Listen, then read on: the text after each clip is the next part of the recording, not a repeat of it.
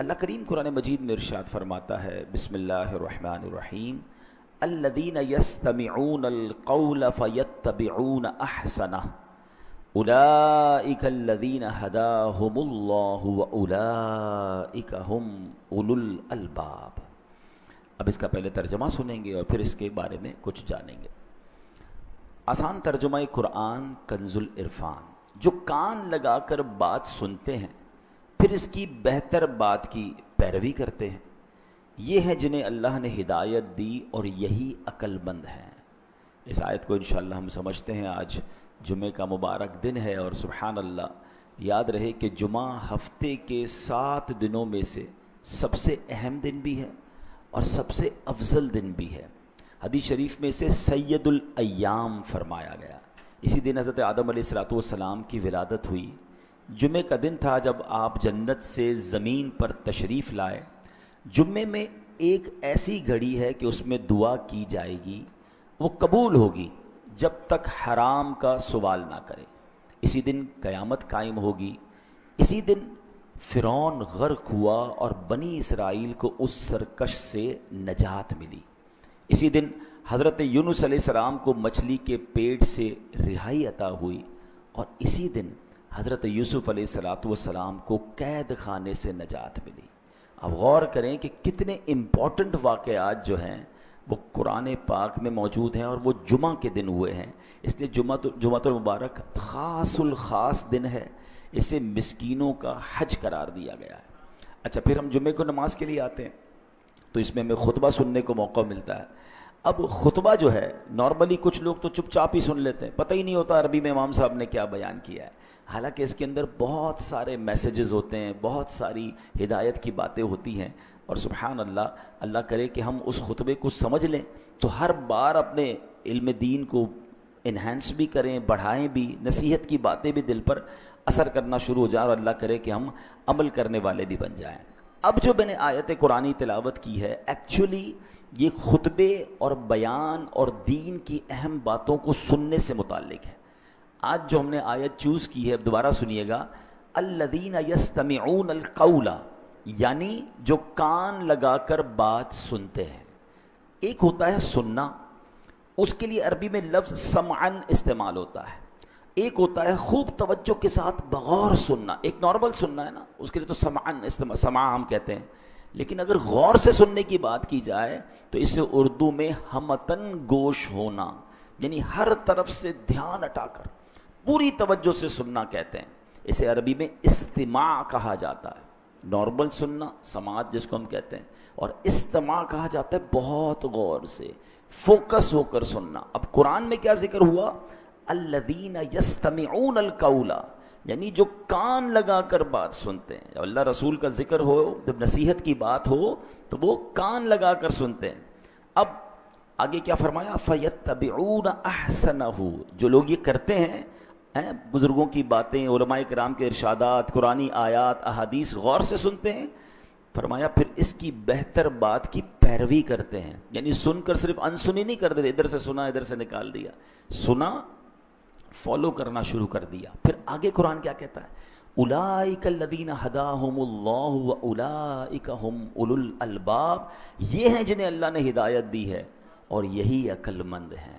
تو ماشاءاللہ آپ جمعے کے بیان میں آتے ہیں یا کبھی بھی علماء کرام کے بیانات ہوں، جہاں قرآن کی بات ہو، حدیث کی بات ہو، فوکس ہو کر سننا ہے اور کوشش کرنی ہے کہ اس پر عمل بھی کریں، کیونکہ ایسے لوگوں کو قرآن کہتا ہے کہ ان کو ہدایت ملتی ہے اور یہی عقل مند لوگ ہیں۔ اب جو کفار ہوتے تھے نا، وہ کیا کرتے تھے؟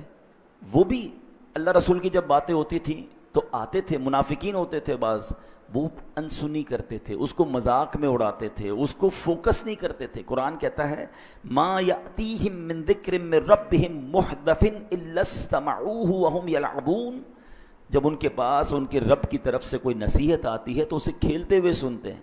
اب آج بھی کیا ہوتا ہے، بیان ہو رہا ہے، لوگ موبائل میں لگے ہوئے ہیں۔ ابھی ہماری مسجد میں تو چلیں قالین کے اوپر یہ بچھا دی گئی ہے چاندنی وغیرہ، ورنہ کچھ لوگ قالین سے کھیلتے رہیں گے، چٹائیاں مسجد میں ہو تو چٹائیوں کے دھاگے نکالتے رہیں گے، یعنی اللہ رسول کی بات سننے آئے اور ٹائم اپنا یا تو گفتگو کرتے رہیں گے، تو یہ بالکل درست نہیں ہے، اور یہ کفار کی اور منافقین کی نشانی قرآن میں بیان ہوئی ہے۔ تو اللہ کرے کہ ہم ایمان والوں کا جو وصف ہے اس کو اپنائیں کہ جب بھی اللہ رسول کی بات ہو، قرآن و حدیث کی بات ہو تو فوکس ہو کر سنیں۔ اچھا، اب صحابہ کرام علیہ رضوان نبی پاک علیہ السلام کا خطبہ، نبی پاک کا بیان کیسے سنتے تھے کہ روایت میں ہے کہ اذا تکلم اطرق جلساؤہ کانما علی رؤوسہم الطیر، یعنی جب سرکار دو عالم صلی اللہ تعالیٰ علیہ وسلم کلام فرماتے تو صحابہ کرام گردنیں جھکا کر خاموش بیٹھ جاتے، حالت یہ ہوتی گویا ان کے سروں پر پرندے بیٹھے ہوئے ہیں۔ اب آپ سمجھتے پرندہ ذرا سی حرکت سے اڑ جاتا ہے، آپ اپنے ہاتھ پہ بھی کبھی ابل تو بیٹھتا نہیں، بیٹھ جائے تو ذرا سا ہاتھ لے گا وہ اڑ جائے گا، ذرا سی آہٹ ہوگی تو اڑ جائے گا۔ یعنی صحابہ سرکار دو عالم علیہ الصلوۃ والسلام جب بیان فرماتے تو وہ اتنی توجہ کے ساتھ اتنا فوکس ہو کر بیٹھتے تھے کہ اگر پرندہ بھی سر پر بیٹھ جائے تو وہ بھی اڑے نہ، اس کو بھی لگے کہ کوئی آبجیکٹ ایسا ہے جو ہلنے والا نہیں ہے۔ تو یہ انداز تھا نبی پاک علیہ الصلوۃ والسلام کا، صحابہ کس طرح خطبہ سنتے تھے، سبحان اللہ، اور پیارے آقا کی بات پر عمل کیسے کرتے تھے۔ ایک بار نبی پاک علیہ الصلوۃ والسلام خطبہ ارشاد فرما رہے تھے اور آپ نے فرمایا اجلسو، بیٹھ جاؤ۔ اللہ کریم نے نبی پاک کی آواز کو ایک اور کمال یہ عطا فرمایا تھا، یہ بھی معجزہ ہے صلی اللہ تعالیٰ علیہ وسلم، کہ آج مجھے پیچھے مسجد میں بیان اگر کوئی سن رہا ہے یا اوپر والی منزل میں سننا چاہتے ہیں تو مائک لگانے کی ضرورت پڑتی ہے نا پیچھے آواز پہنچانے کے لیے، اس زمانے میں تو مائک نہیں تھا۔ تو سبحان اللہ، مسجد نبوی میں جتنے لوگ ہوتے تھے سب کو ویسے ہی آواز سنائی دیتی تھی جیسے قریب والے کو سنائی دیتی تھی۔ اچھا، صرف مسجد نبوی میں نہیں، چلیں آپ ہو سکتا ہے کہیں کہ جناب اس زمانے میں تو چند لوگ ہوتے تھے، حجۃ الوداع کے موقع پر، جب حجۃ الوداع کے موقع پر عرفات کے میدان میں 1,24,000 صحابہ موجود تھے، تب بھی نبی پاک نے جو خطبہ دیا سب کو پراپر اور یکساں آواز پہنچ رہی تھی۔ تو یہ سماعت کلام مصطفیٰ صلی اللہ تعالیٰ علیہ وسلم کا یہ معجزہ۔ تو ایک بار نبی پاک نے خطبے میں فرمایا اجلسو، بیٹھ جاؤ، تو حضرت عبداللہ ابن مسعود جو ابھی مسجد میں داخل ہی ہوئے تھے، جیسے ہی نبی پاک کا جملہ سنا وہیں بیٹھ گئے، سبحان اللہ، یعنی فوراً سنتے بھی تھے اور اس پر عمل بھی کرتے تھے۔ ہم میں سے بہت سارے ایسے لوگ یہاں ہیں جو شاید ہر جمعے آتے ہیں اور ہر جمعے ہی بیان سنتے ہیں، ماشاءاللہ ہماری مسجد میں تو ایک اچھا ماحول ہے کہ توجہ سے سنتے ہیں، اچھی بات ہے، کوشش بھی کیا کریں کہ توجہ سے سنا کریں، لیکن اس پر کچھ نہ کچھ عمل بھی شروع کر دیں۔ تو انشاءاللہ یہ جو قرآن کی آیت میں انعام اعلان ہوا ہے نا کہ وہ لوگ سنتے بھی ہیں کان لگا کر، عمل بھی کرتے ہیں، اور یہی وہ لوگ ہیں جو ہدایت والے ہیں اور عقل مند ہیں۔ تو اللہ کرے کہ ہم ان لوگوں میں شامل ہو جائیں۔ اچھا، اب ہم جمعے کے خطبے کو اسپیشلی تھوڑا سا ڈسکس کرتے ہیں۔